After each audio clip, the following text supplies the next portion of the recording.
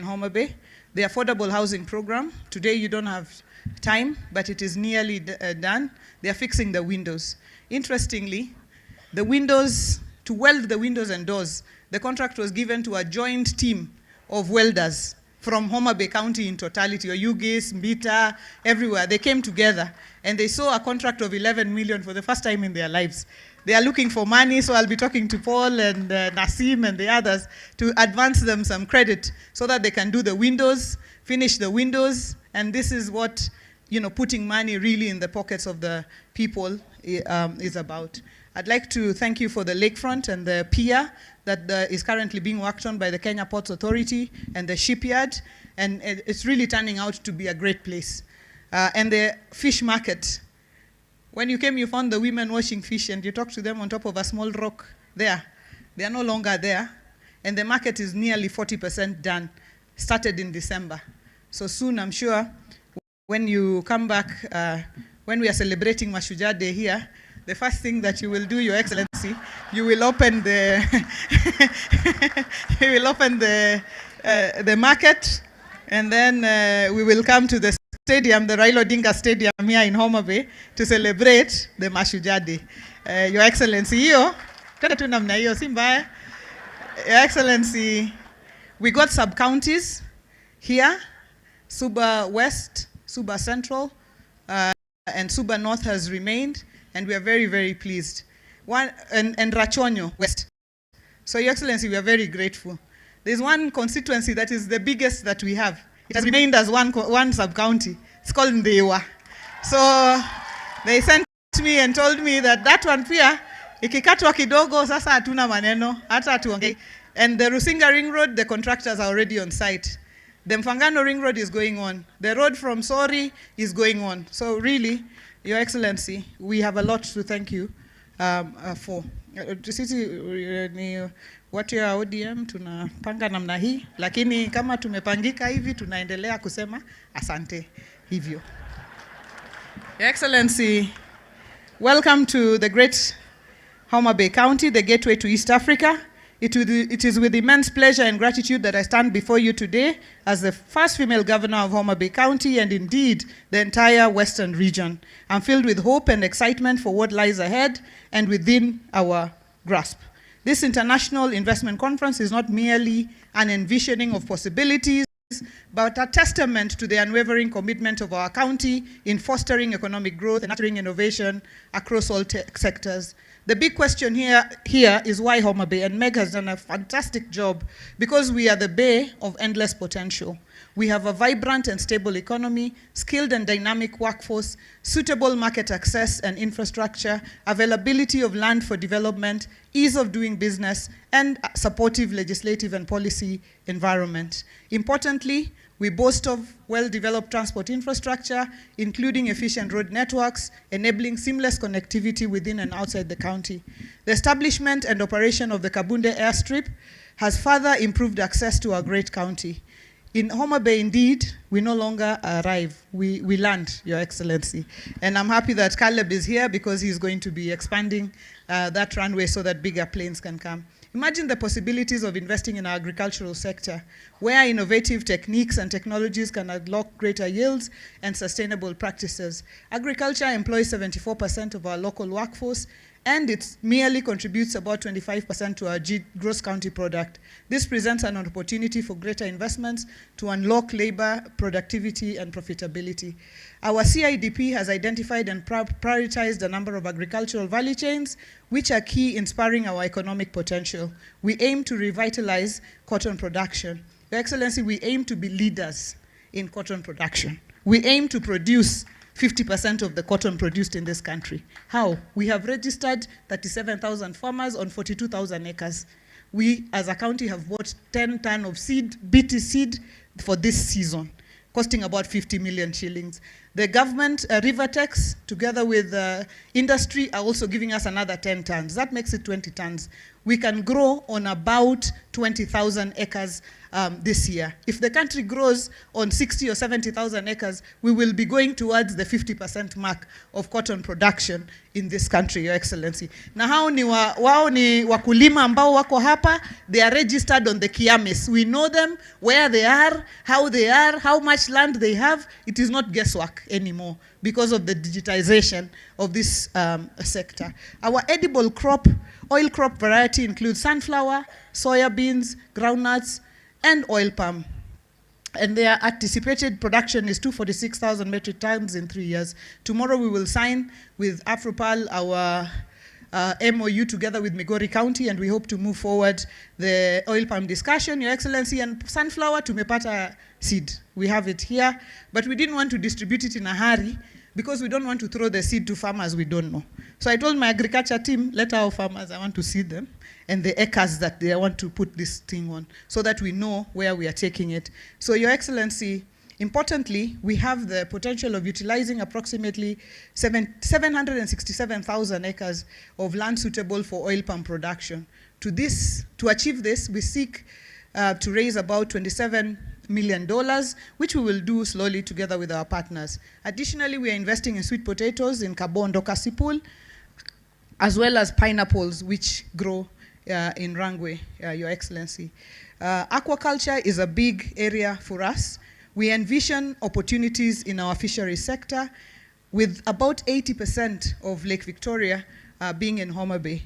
When Gatsby has done the research, they have shown that 40% or 45% of production of aquaculture should be able to be done here in Homa Bay. Your Excellency, picture the potential of our tourism industry, where our pristine beaches, lush forests, vibrant cultural heritage can captivate the hearts of travelers from around the globe.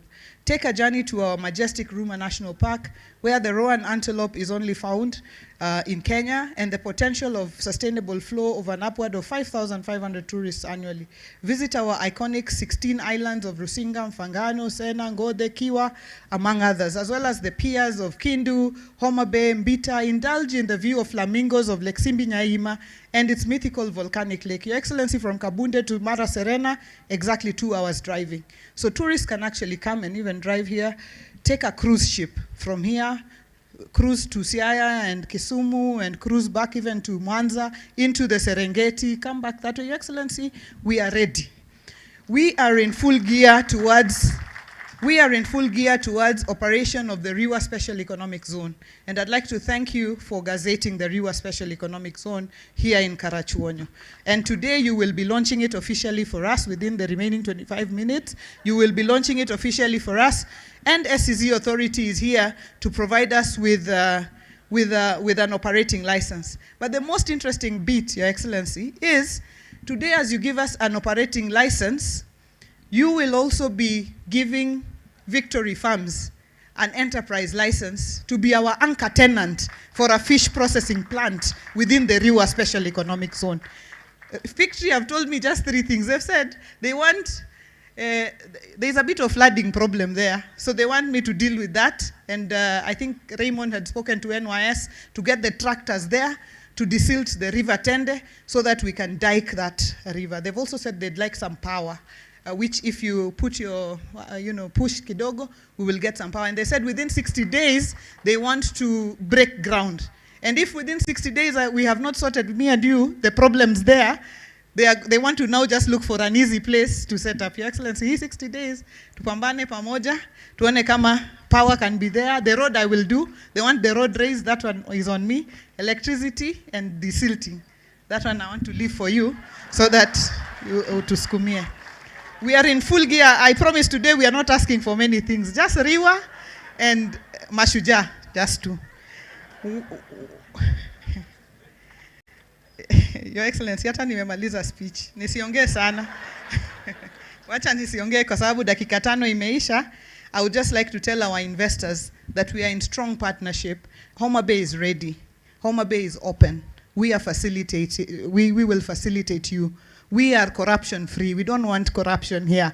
If anybody tells you, give me something for you to do ABC, call me because my phone is always there. That is not allowed here.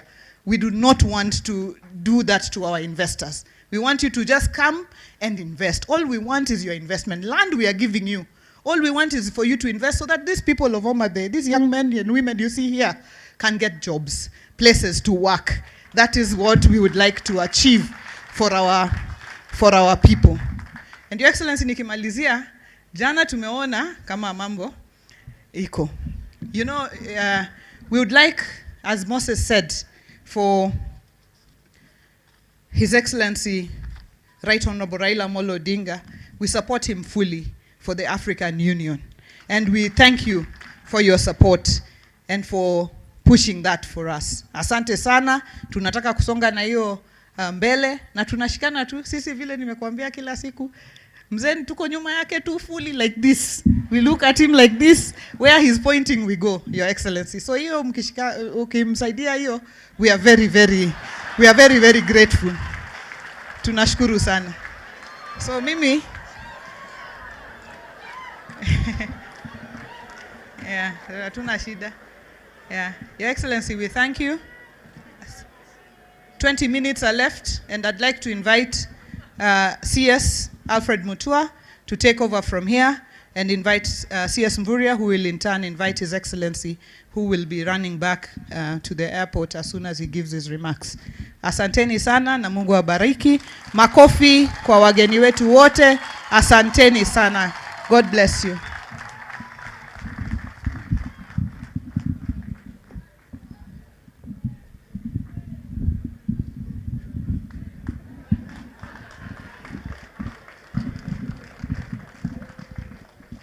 Your Excellency President William Ruto, Governor Wanga, governors, all protocols observed.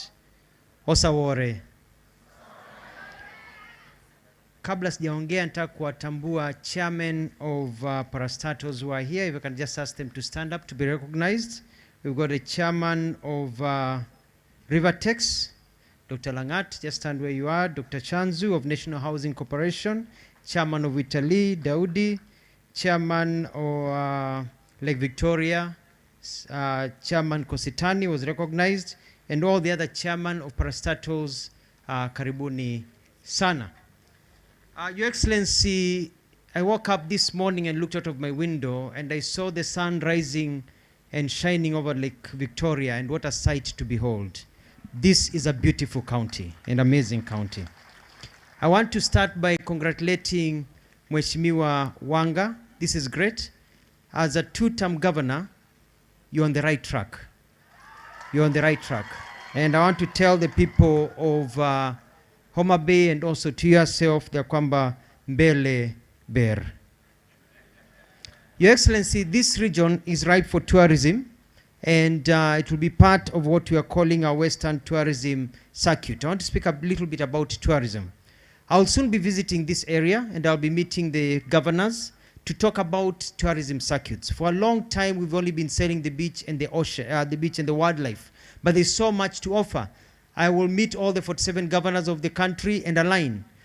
Your Excellency, there are so many hidden gems here that people don't know. I see my governor, Wavina, is here, and I know I'll recognize many. In Machakos, for example, we have a hill in Machakos whereby it's like this, but if you pour water, water does not go downhill, it goes uphill.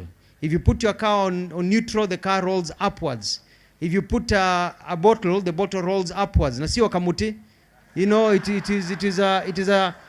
like a magic hill. And so they've got all these tourism sites that we are going to include so that our people, our visitors have more than to see. I've been to many countries whereby you go and see very little. We have a lot to offer in our countries and many products to sell.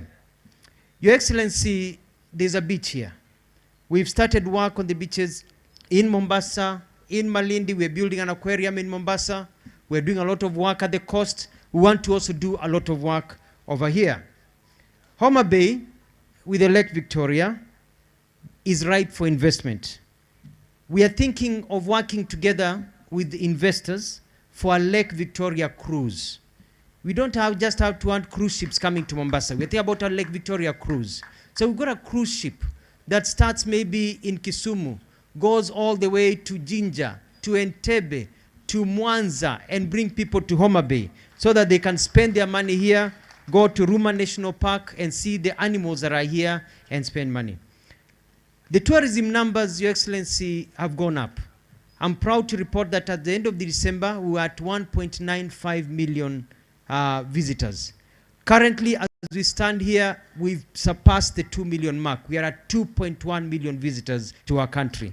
I'm estimating that we'll get 2.3 to 2.5 by June of this year and 3 million by the end of this year, or even more by 2027. We have a plan on how we are going to achieve it, and it is very, very possible. Your Excellency, as I come to conclusion, tourism is a very soft area for all of us. We can make a lot of money in tourism. I am talking about domestic tourism in as much as I'm talking about tourism from outside. I'm reorganizing Kenya Tourism Board so that we can market properly. Kenya Tourism Board has been marketing the same way for 20 years. We are changing how it's marketed. We are looking at halal tourism, medical tourism, cultural tourism, and many other areas. But for this to thrive, we don't just want visitors, we want value. We want people with a lot of money. And so what we are doing is that we are encouraging quality tourism. Governor Wanga, when visitors come here, people are going to Dubai, Singapore, and other places. Why? Because they are basic comforts. Every area, there are clean toilets, there are beautiful malls, there are good health centers. So we need to invest on the comforts that will bring and value tourism to our country. I'll be back to Homa Bay very soon so that we can continue. Investors, please, we only have 1 or 2 or 3 hotels here. This place is ripe for hotels. For some of us who know how the hotel industry works, and with Wanga giving free land, if you want to invest and make money, I call upon you, please come and invest for build hotels here in this area. And finally, I want to say that the sun has risen and is witnessing a new dawn in Kenya. Dreams are becoming a reality, and if you want to make money, then as Governor Whitman said, this country, under the leadership of William Ruto, is a place to be. Mbele iko sawa. I want to welcome my brother Mvurya Machache, alafu mwalike Mheshimiwa Rais. Shukran.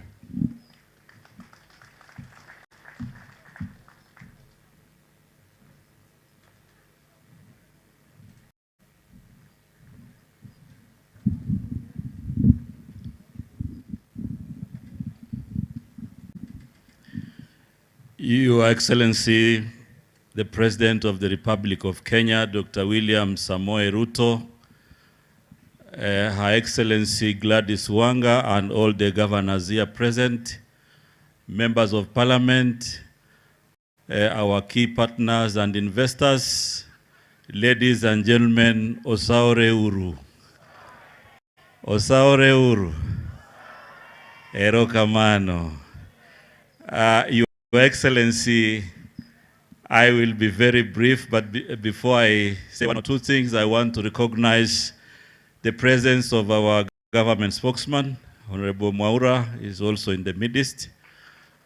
Your Excellency, I want first of all to congratulate the Governor of Homa Bay for putting in a great investment conference, which is really inspiring and also showing that devolution is the way to go.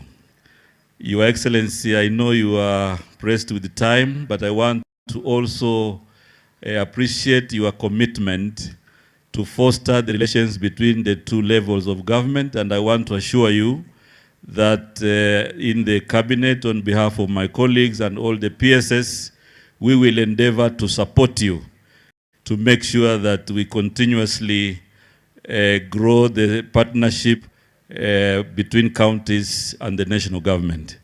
Your Excellency, more particularly Homa Bay County is a very potential county in terms of blue economy and maritime affairs. And just to give a synopsis, you know, 86,000 metric tons of fish in the last 1 year, 58% came from Homa Bay County. And because, Your Excellency, I will have an opportunity to come back, I only want to assure you that the directions you gave to make sure that we do infrastructure in the Indian Ocean, And Lake Victoria, we are on course. We have mobilized all our partners to ensure that we make that a reality. And therefore, Your Excellency, on matters maritime, you had directed the shipyard and the ministry to work together. And I'm sure when you went to see the exhibition, you already saw that something is happening. So, Your Excellency, I only want to assure you that the decision to make blue economy a standalone, we will work together with everybody to make sure that we inspire the potential of blue economy in our country, and will involve all the 47 counties. So, Your Excellency, without much ado, I wish to ask everybody to rise so that we can welcome His Excellency to make his remarks. Karibu sana, Your Excellency.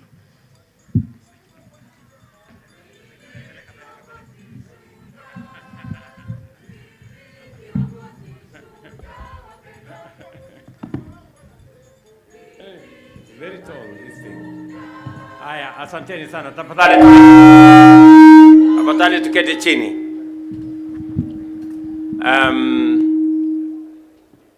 My sister, Governor Gladys Wanga, the Governor of Homa Bay, ministers present, Ambassador Wickman, governors who are present here, na watu wote wa Homa Bay, hamjambo.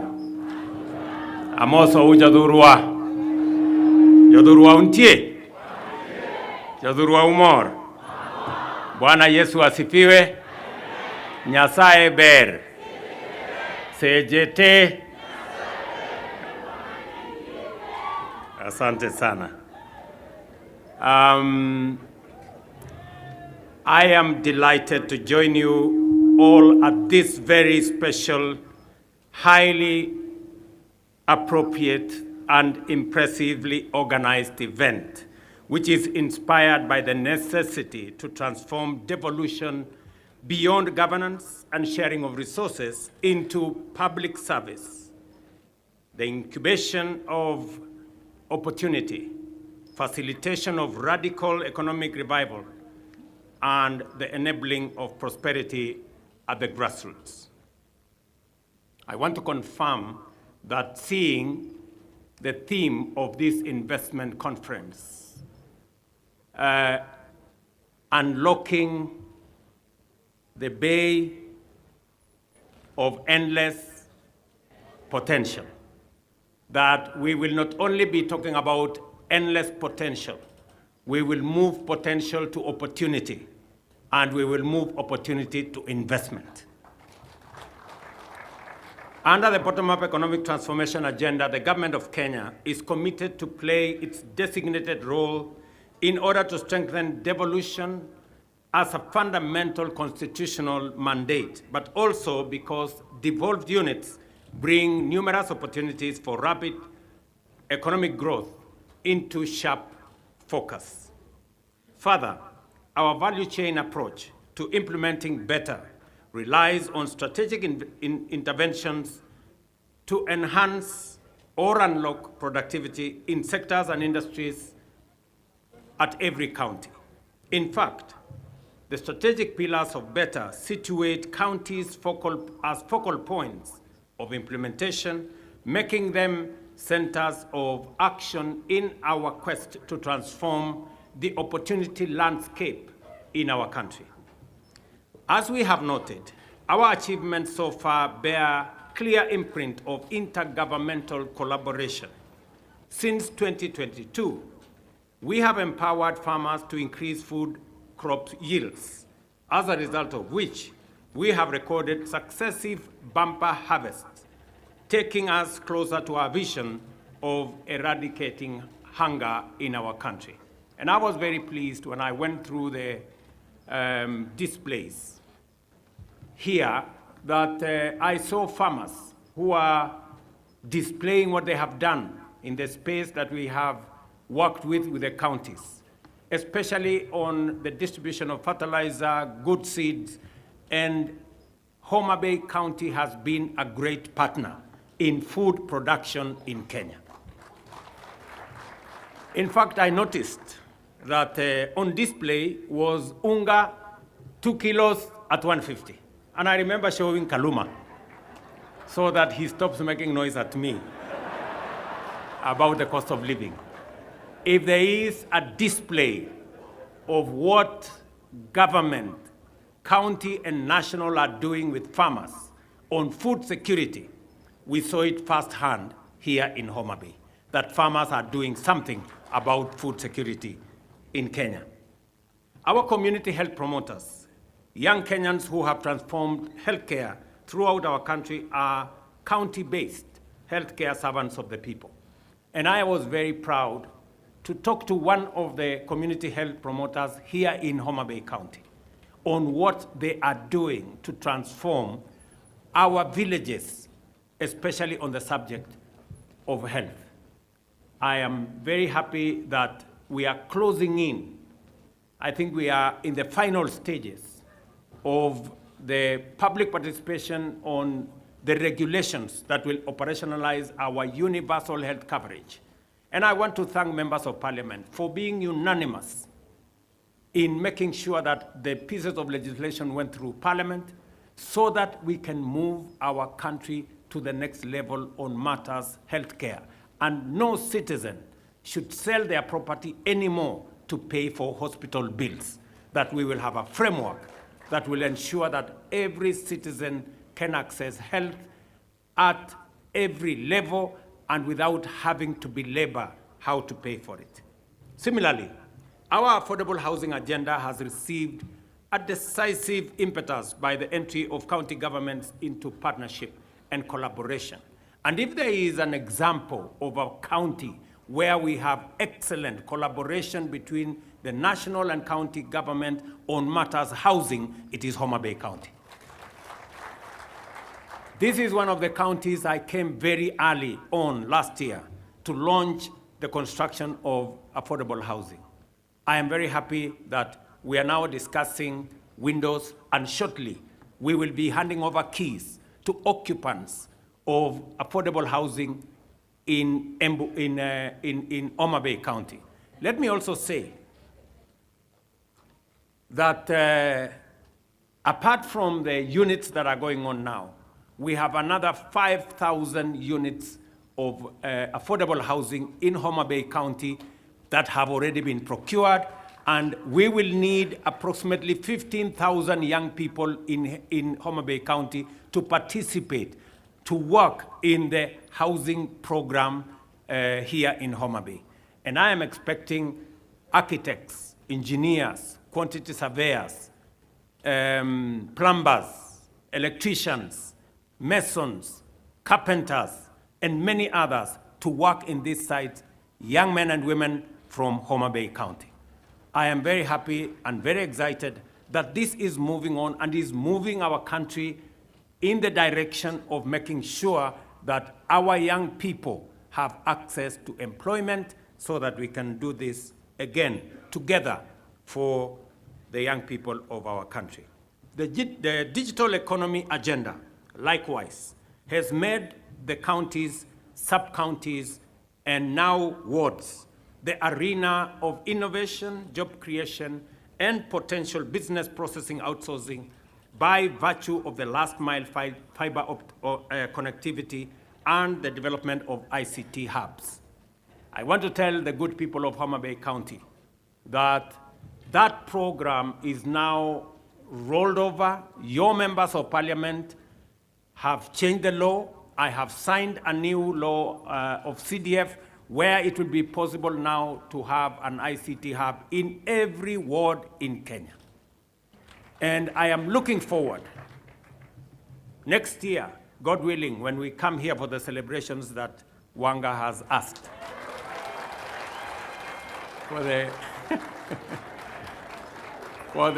Madaraka or Mashujaa celebrations that we come here.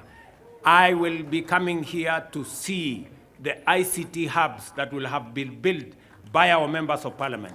And I want to confirm to the people of Homa Bay County, as I do for every other ward in the Republic of Kenya, that as the members of parliament build the ICT wards, we are going to deploy internet, we are going to have gadgets, we are going to have computers, and we are going to have teachers to teach these young people, because it is our plan to make sure that we have at least 500,000 young people working on our digital jobs platform by the end of next year.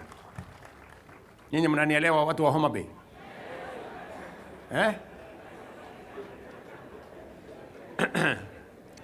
Na mimi nashukuru kwa sababu wabunge wetu wako hapa. Unajua nimekuja Homa Bay mara nyingi, lakini wamekuwa wakinihepa. Lakini leo nimewapata. Si ndio? Na nilikuwa nashangaa sasa hii Homa Bay, mimi nimekuja tukafanya mambo ya soko hapa. Mimi nikakuja tena, nikakuja mambo ya paya, nikawaambia tutajenga paya. Nikakuja nikawaambia tutajenga fish market. Si ni kweli? Nikakuja nikawaambia tutafanya affordable housing. Na hiyo mambo yote inaendelea ama haiendelei? Ilikuwa ni story ama ni ukweli? Si mambo iko hapa inaendelea? Yule mwenye macho aambiwi tazama ama namna gani? So mimi nataka niwaulize viongozi wetu. Nafasi ya siasa tulikamilisha. Nafasi iliyoko sasa ni sisi kama viongozi tuungane, tushirikiane, ndio tufanye kazi ile tuliwaahidi hawa wananchi. Na mimi vile nilisema pale mbeleni, mimi niko tayari kushirikiana na viongozi wote ambao wako tayari tufanye kazi ya wananchi. Na hiyo kazi tutashirikiana. Mimi nawaomba waheshimiwa, kwa sababu sasa tumepitisha sheria mpya ya CDF. Mtakuwa sasa na pesa ya kujenga ICT hub. Nia yangu ni kuhakikisha kwamba vijana 200-300 kila ward hapa Homa Bay na Kenya mzima watakuwa na kazi baada ya miezi 6 mkimaliza hizo ICT hubs. Tunaelewana jameni? With increased activity in many agro-industrial value chains, and let me say this because it is important for Homa Bay. Homa Bay is among the 3 counties in Kenya that have applied for a special economic zone license at the county level. And I want to congratulate my dear sister Gladys Wanga for being among the 3 governors who have given us land. We have gazetted, and I would be very happy and very proud today to hand over the license, and also that we are going to have an operator's license by Victory Farms to begin to operationalize that facility. We are not only doing that in Homa Bay County. We have another 6 special economic zones across Kenya. We are deploying the first 3 billion shillings to build those 6. We are going to work with Homa Bay County also on the special economic zone here in Ndiwa. Sinamna hiyo? Karachuonyo, hapa Karachuonyo. Sawa sawa. So that particular special economic zone, she has requested that she wants electricity. I will make sure that in the next 2 weeks there will be electricity. Na hiyo maneno ingine amesema yeye atafanya. Sinamna hiyo? Na ile ameniambia nifanye, mimi nitafanya. Raymond Omolo yuko hapa, atahakikisha hiyo kazi imefanyika. Tunaelewana? Because we want to do this together. And let me tell you, the good news is that of the 3 special economic zones issued to counties, 2 of them are for counties where women are governors. And a friend of mine who is seated here, in fact, Kimani Ichung'wah, has told me we should seriously consider making this seat of governors a women's seat. Maybe women can do a better job. I don't know how I don't know how constitutional that is. But Madam Anne Waiguru has requested for less. She has said they only want 30%. I think the men were willing to consider the whole governors. But since you have asked for 30%, we will go for 30%. So I want to tell the G7, our great women governors, that you have my support as you do the wonderful job that you are already doing. You have my support, women governors. You guys are doing a wonderful job. And I want to encourage others. If you have a chance to elect a woman governor, don't squander that chance. Elect a woman governor. Let me also say here in Homa Bay County, we have already concluded the county aggregation and industrial park with the county government. We have deployed the necessary resources because we want to achieve several things. Na mimi nataka wale waheshimiwa wako hapa wanisikize vizuri. Tuko na mambo manne ya muhimu ambayo lazima tufanye kama Wakenya. Tuachane na vyama kwanza kando, tuachane na mashindano kando. Tukubaliane kwanza transformation ya Kenya itafanyika kwa njia gani. Ya kwanza ni kuhakikisha kwamba tunatatua tatizo la food security, ama kupatikana chakula ya kutosha katika taifa letu la Kenya, tuondoe aibu ya njaa. We must never be a country that cannot feed itself. And we cannot do much on empty stomachs. We have to feed ourselves so that we can do that which we are planning to do. And that is why it is important that we work together to make sure that we produce enough food. And we must work with our farmers. And the plan that we have already deployed has shown results. Last year, for example, on maize, we produced 44 million bags. This year, we have taken it to 67 million bags. Our plan is that the end of this year, we must take it to 80 million bags. We must stop importing food into Kenya. We must grow it. Let me say the following, that it is not just food that we are, it's not just maize. Actually, we are spending 500 billion Kenya shillings every year to import food. That is not good news at all. We need to deal with that challenge of importing food into Kenya. We need to grow our food and save ourselves the 500 billion Kenya shillings. We cannot continue to import maize. We are importing rice. We are importing wheat. We are importing edible oil. We are importing sugar. We must stop it. And we can only stop it if we grow it locally, if we produce it locally. So the plan we have on producing locally is a great plan. And I am happy that Homa Bay County is among the counties that is working with us on this journey towards making sure that we reduce on imports of food into our country. One of the areas is the one my good brother Mvuria has mentioned. Here, blue economy, we decided that blue economy is going to be among the areas we are going to invest in, because we have a potential of $1 billion just to produce if we focus on our blue economy. And it is the reason why the great people, Bensouda, nataka unisikize. It is the reason why in this lake front we are putting up, and Mvuria is here, he's going to explain to you in greater detail, 11 fish landing sites. When I told the people of Homa Bay we are going to build a fish market here, they may not have believed me, but I want to tell you in the next 4 months, that fish market will be ready. I told you we are going to build a pier here. I want to promise you that in another 4 months, that pier will be complete. I am now telling you we are investing another 1.5 billion Kenya shillings on 11 fish landing sites along this lake. We're going to build a fish landing site at Nyandiwa, down the road. You know where Nyandiwa is. We're going to build another one in Wakula. You know where Wakula is. We're going to build another one is Mainuga. You know where that is. That is just in Homa Bay. And then in the rest of the other 5 counties at the lake. And it is because we identify the blue economy as a source of food, as a source of helping us to reduce the importation of food into Kenya. I also want to say that last year, we imported 500 metric tons of sunflower seed. I am very happy that Homa Bay County was among the counties that are working with us on seed multiplication.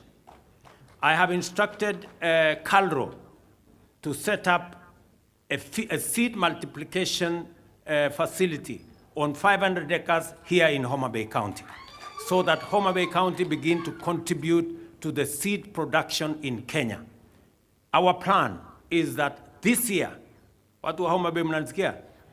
This year, we want to put 200,000 acres under sunflower this year, and we want Homa Bay to be front and center as we go in that direction. I am very happy that an MOU is going to be signed tomorrow between the counties of Homa Bay and Migori on matters palm oil. Again, in that space, that is the trajectory we are looking at, because we are spending $1 billion, almost 140 billion shillings importing edible oil in Kenya. I want to promise you that our plan is that in 5 years, we will not be importing edible oil to Kenya. We will be producing it here, from palm oil to canola, to soya, to sunflower. We have a comprehensive plan, and the secretariat in my office is working with counties to make sure that this is achieved. And my staff from that secretariat, I'm sure they are in this forum. Kuna watu wa kutoka pets from here? Yes, they are here, and they are going to have a conversation with the county, because we have been working with them to make sure that every county participates, especially those counties that have the kind of potential we are looking at. I want to commend Homa Bay County for emerging as a determined first mover in many of these partnerships. This has enabled the county to showcase to the nation, region, and the world the first opportunities awaiting investment in order to create thousands of jobs and create billions of shillings in money and wealth.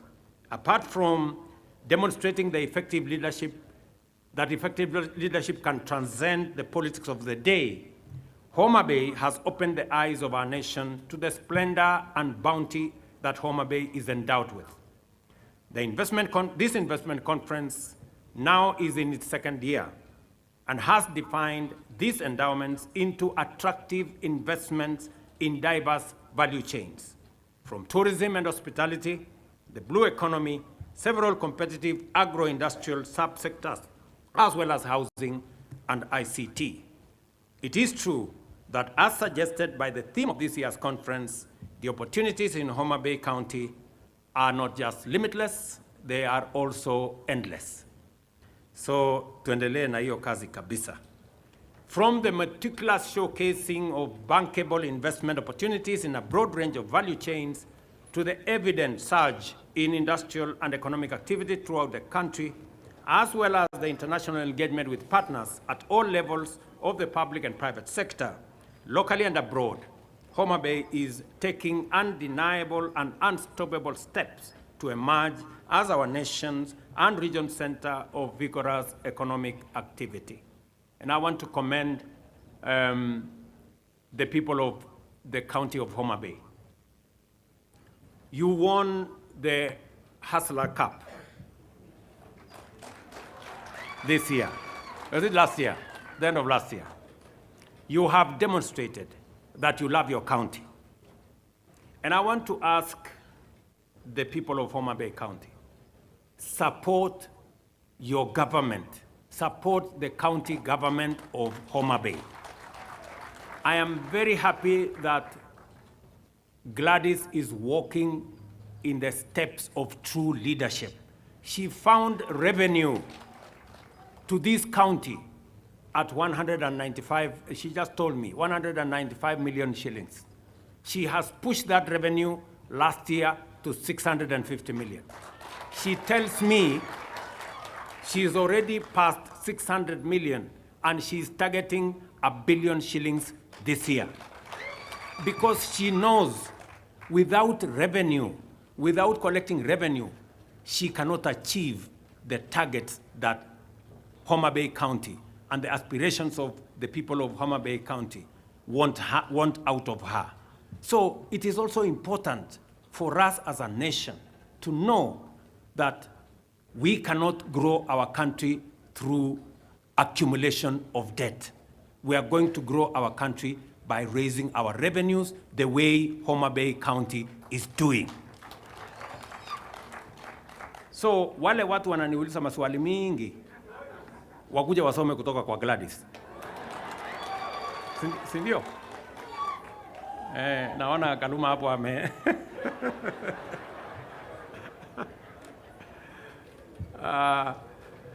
I commend the county government of Homa Bay under the leadership of Governor Wanga and her team for the good work that is being done and for successfully hosting this conference. I am particularly encouraged by your proactive attitude to opportunities for development, and I urge you to keep up the leadership, teamwork, and drive in order to deliver for the people of Homa Bay, because when Homa Bay wins, Kenya wins. I encourage all investors to move with confidence and engage with the opportunities presented by the county in this conference. The national government stands ready to do its part in facilitating investment at the counties and in leveraging the existing partnership with Homa Bay to provide investors with the best chance to create jobs, create wealth, and expand their enterprises. I am very confident that the more we do this together, the better our country will be. We must all understand, the people of Homa Bay must understand that each and every person has a contribution to make for Homa Bay to be a great county. And it is the same. Each and every Kenyan has a contribution to make for us to be the great country that we all want Kenya to be. And therefore, it takes commitment, it takes sacrifice, it takes hard work, it takes working together, collaboration, unity, and pulling together for us to take our country to the next level. I want to tell Kenya from Homa Bay that we have a great country. It is our duty, it is our responsibility to make it greater. And each and every one of us has a contribution to make. I want to ask leaders, those of us who have the privilege to be leaders in Kenya. We are not necessarily the best. It's just that we have an opportunity. Let us work together. Let us build the spirit of unity together. Let us forge what will make this country a better country for all of us. As we discuss the opportunities in Homa Bay, we will be discussing the opportunities in all the other 47 counties, and they are immense.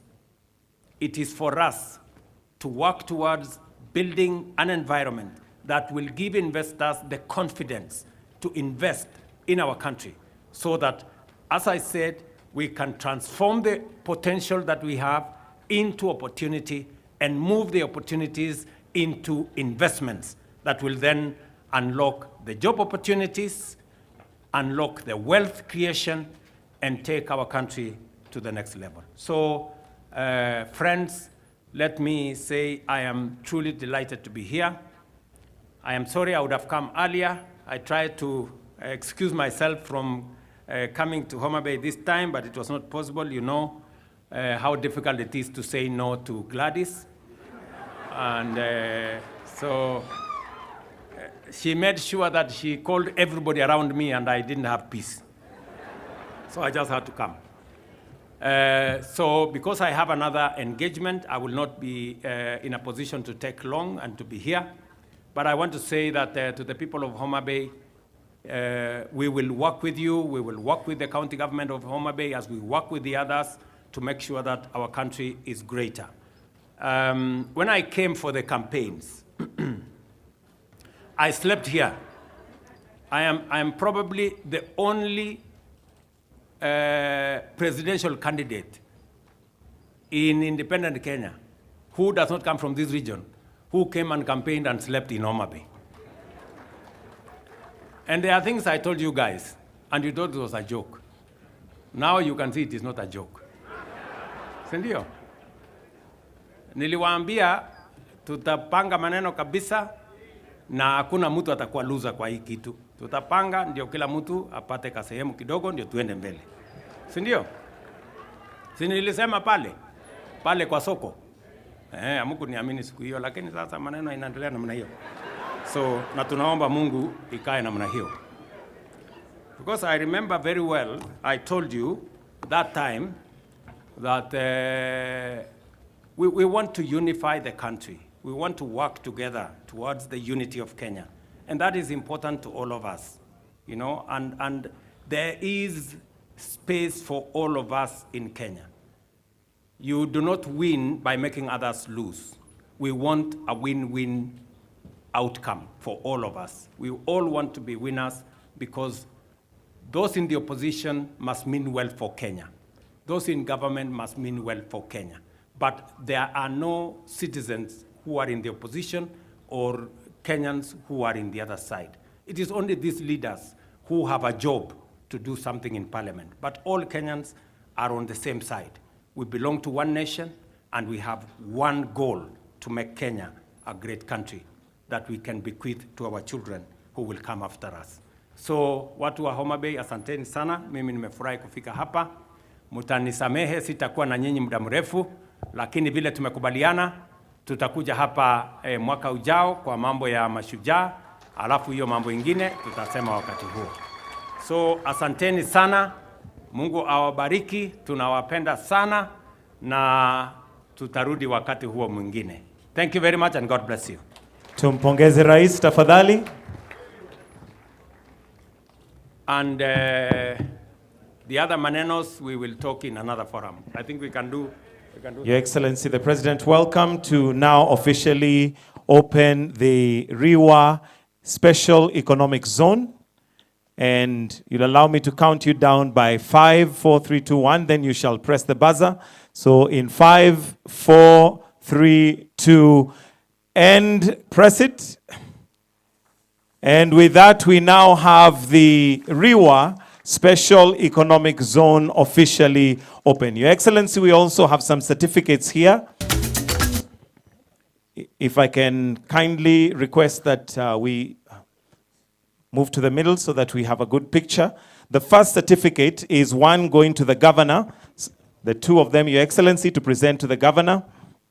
And the second one, if I can call the person representing Victory Farms, which is the anchor investor that is going to be taking place.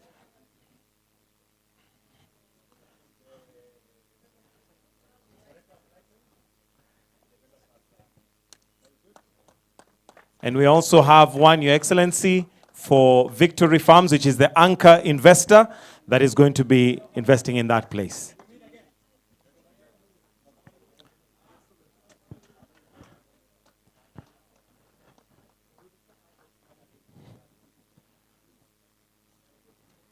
And with that, Your Excellency, we have a gift from Homa Bay County.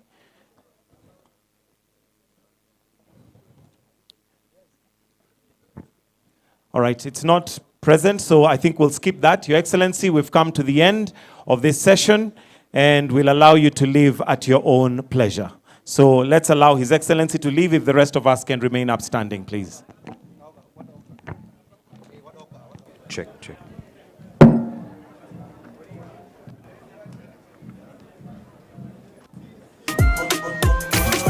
Homa Bay. Yes. On the beat.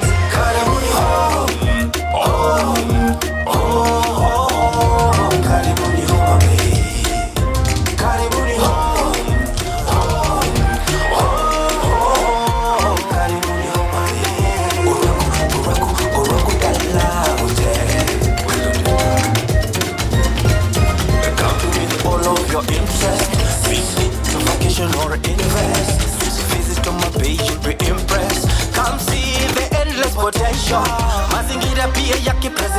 Thank you very much, ladies and gentlemen.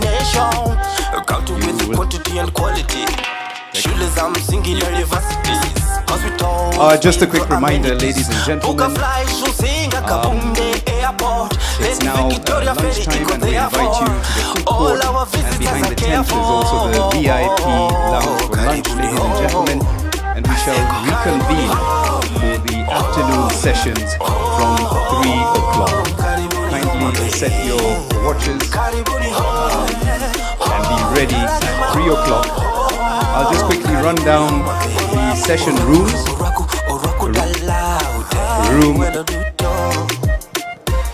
Room County of values and culture. Barabara nyororo infrastructure. Samaki mifugo agriculture. Room 1, which is Takawiri from a national park. Homa Bay is beautiful in every part. We'll be hosting the Unlocking Blue Investment, adopting investment initiatives for Homa Bay, inland blue economy and climate action. And in room 2, which is Lucia Room, still behind me, we shall be hosting the trade, industry, manufacturing and enterprise development. And in the plenary hall right here, room 3, we shall be hosting the health discussion. And in room 4, the KICC room, to my right hand side, we will be hosting the Unlock Homa Bay County, investing in diversity of culture, nature and sustainable tourism. And in room 5, to the left of the KICC room, we'll be hosting the Affirmative Action and Entrepreneurship session. I remind the moderators to come into the rooms at least 10 minutes before time to ensure that we can manage our time well. Our moderators for today are Lucy Kimani, Paul Homa, Professor Nelly Mungo, Fred Kaigwa, and Ken Kosi. Enjoy your lunch, ladies and gentlemen. DJ?